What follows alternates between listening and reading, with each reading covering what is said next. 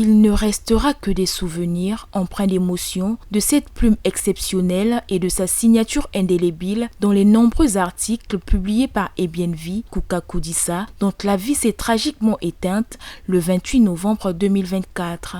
Dans un paysage médiatique congolais où les femmes journalistes dans la presse écrite sont aussi rares que précieuses, Ebienvi Kuka Koudissa a tissé sa carrière au sein du bi-hebdomadaire La Semaine africaine. Cette journaliste passionnée a poursuivi son engagement jusqu'à 2 jours avant de poser sa plume, laissant derrière elle un héritage d'intégrité et de détermination. Ebienvi Kuka Koudissa Giletazi, je l'ai connue pour la première fois dans les couloirs de la faculté des sciences et des arts de l'université Marin-Ngouabi, précisément au département STC. Et bien plus tard, une année après, nous nous sommes retrouvés à la Semaine africaine où nous avons collaboré pendant plus de 12 ans, côte à côte, dans les tranchées, dans notre salle de rédaction, appelée Père Légal. Quand je suis venue la trouver là, dans le cadre du travail avec Madame Kuka Koudissa, qui était devenue pratiquement une sœur, une grande sœur pour moi. Nous avons tissé de très bonnes relations. Nous avons travaillé en étroite collaboration. Pendant mes premiers jours à la Semaine africaine, elle faisait partie de ceux qui m'ont amené en reportage. Et donc, elle a été pour moi aussi un mentor, si je peux le dire. Je me rappelle du premier reportage que j'ai eu à faire avec elle. C'était au mémorial Pierre Savorgnan de Brazza, à l'occasion d'une journée culturelle dédiée, je crois, à Pierre Savorgnan de Brazza. Et donc, au fil des ans, nous avons travaillé. Et ce que je retiens d'elle également, c'était une femme très battante, très outillée dans les techniques de l'information et de la communication.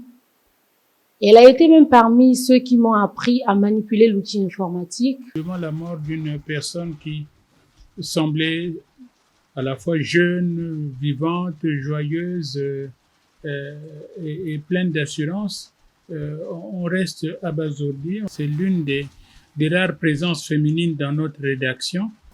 Ebienvi est venue de STC, est venue et a marqué de son empreinte et de sa volonté de faire et de bien faire. Donc le travail exigeant qui est celui de la presse, de journalistes. Ebienvi, ça a tout de suite été un déclic parce que le travail qu'elle accomplissait, quand on le lui demandait, elle le faisait. Elle était mais vraiment volontariste, elle était d'un caractère très très trempé. Ne renonçait pas, posait les bonnes questions, faisait les bonnes remarques. Et donc, c'était une personne sur une valeur sûre. Je ne pouvais pas avoir demandé du travail à faire.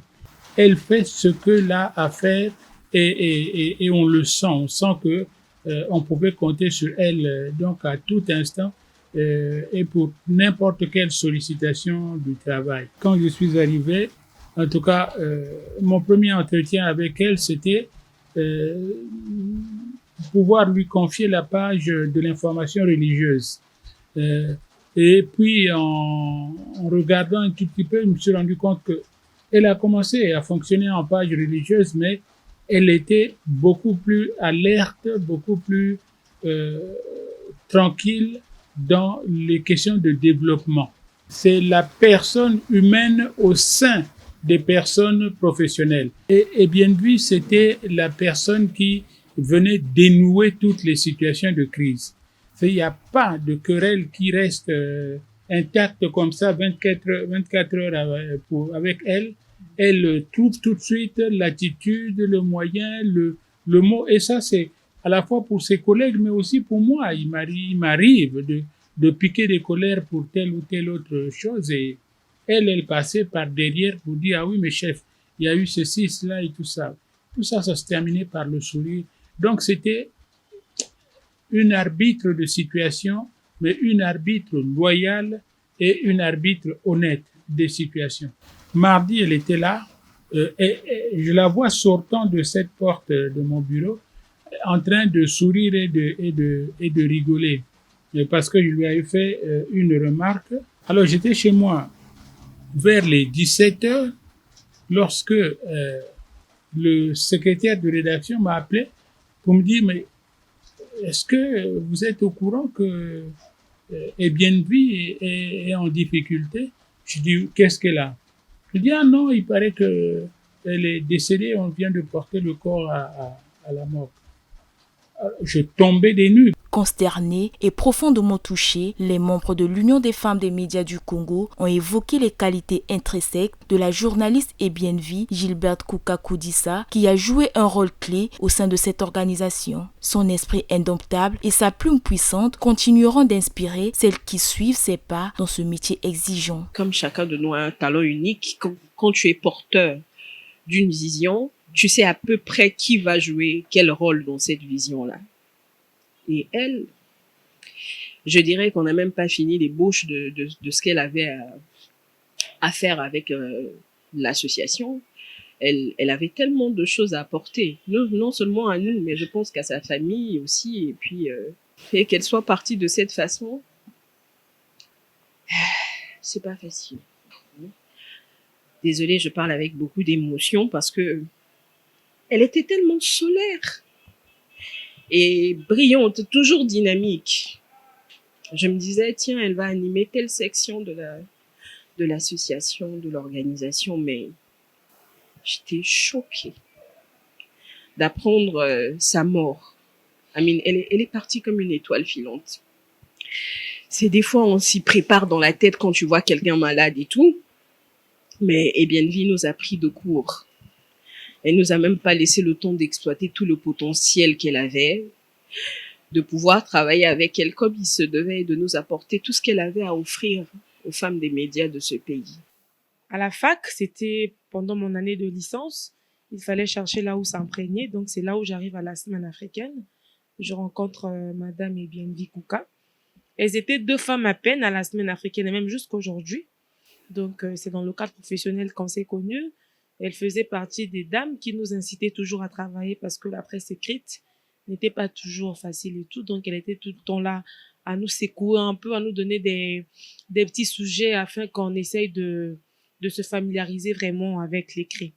C'était une dame très dynamique. Vraiment, elle était sur le terrain, une femme de terrain aussi engagée. C'est vraiment une grande perte au niveau des femmes journalistes. Nous nous sommes rencontrés encore à l'UFEMCO, où on a commencé cette vision ensemble, mais savoir qu'elle ne fera plus désormais partie des nôtres, c'est vraiment une très grande émotion. Avec Airbnb, on s'est connus quand je suis venue en stage en 2008, stage école à la semaine africaine. C'est à ce moment-là qu'on s'est connus. C'était une belle personne que je découvrais pour la première fois. Et puis après, avec le temps, on est devenus très, très proches.